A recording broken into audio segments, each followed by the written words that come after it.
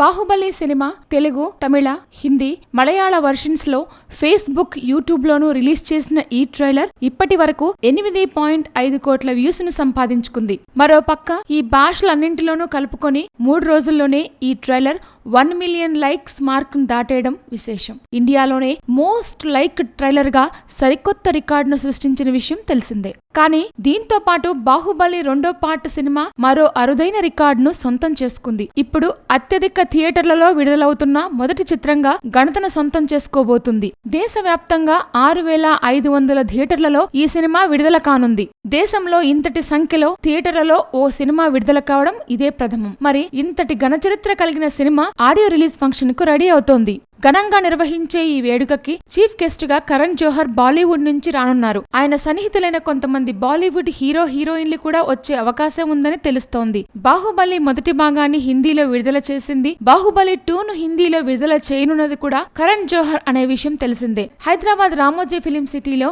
మహిష్మతి రాజ్యం సెట్ పక్కనే ఈ ఆడియో ఫంక్షన్ జరపనున్నారు. Please subscribe.